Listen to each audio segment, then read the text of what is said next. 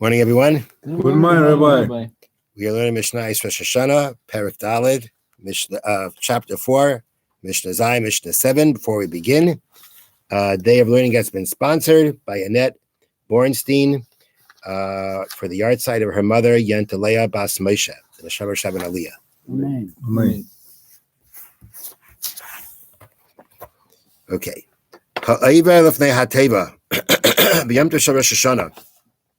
When it goes before the ark on the Yom Tov of Rosh Hashanah, which means the one who is leading the services on Rosh Hashanah. That's the wording. Whenever we talk about the Chazan, the Shliach Tzibur, the one who is leading the davening, he is called in the Mishnah Ha'ayva lefnei ha'teva, goes before the ark.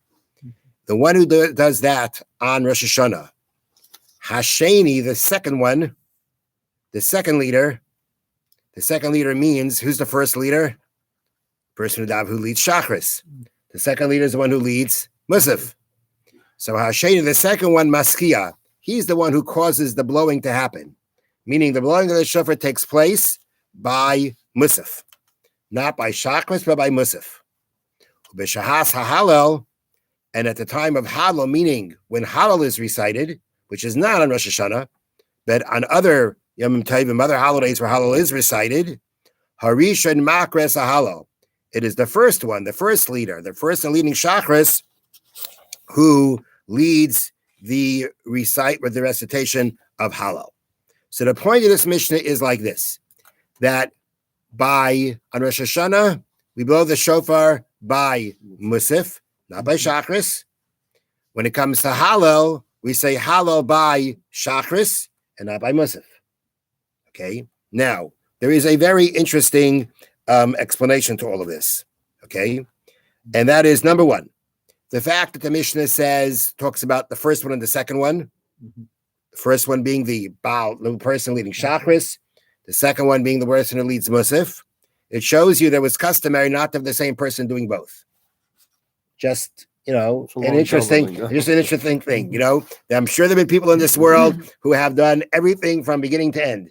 But you already see times in the Mishnah it would not be the same person, if possible, preferable.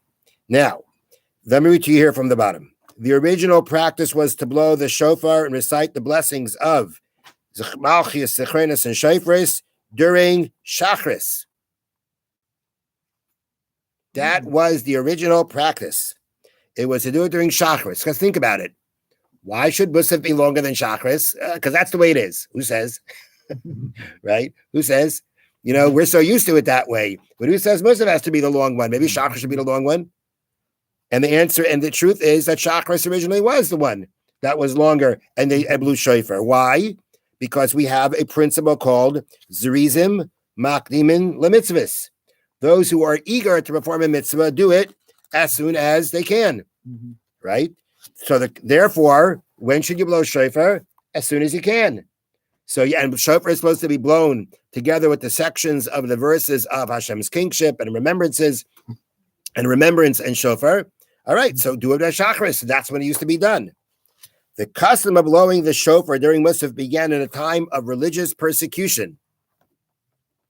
Doesn't say exactly when. I'm going to assume during the Roman period, when blowing the shofar was banned. Government agents spied on the Jewish congregations throughout the morning when the Shachris service was held to see whether they violated the edict. Once the morning passed and the spies left, the congregants were able to blow the shofar during Musaf. These guys apparently knew that, Jews do things right away. So they're expecting to be in Shachris. So the spies go out, right? The Enkavadeh goes out on in the morning to check things out. Everything looks cool. They leave. They take out the shofar. Okay. Once the morning passed and the spies left, the congregants were able to blow the shofar during Musaf. That became the established custom, which remained in place even after the period of persecution ended. So that's the story here. That's what the Mishnah is coming to let us know. That the way we do it now is that it's by Musaf. It's the second one. So the one who leads Musaf is the one that brings about the blowing of the shofar. Now, the wording of the Mishnah is Hasheni Maskia. That means the second one, the second leader, causes the blowing. He brings about the blowing. It doesn't say that he blows. Mhm. It says he brings about. They brings about the blowing. Mhm. So they bring that here from the Rush, and this is brought down. The Mishnah's term askia causes the blow implies that the leader himself does not blow the shofar. Rather, it is blown by someone else. If the same person would lead the prayers and blow the shofar, he might not concentrate properly on both. It's a lot to do.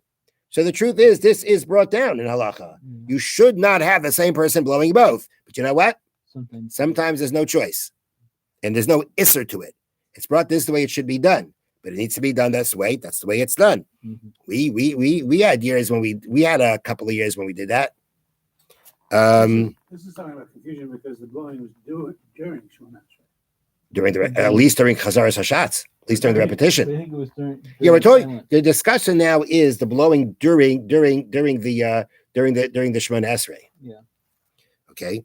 I mean, we haven't even yet discussed. The Mishnah hasn't even yet mentioned the blowing that we do before Musaf. Okay.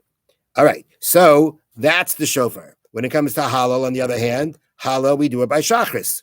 Why? Zrivin, Makdim, and Lemitzvahs. Mhm. Those who are eager to do a mitzvah do it right away. Therefore, Hallel is done by Shachris.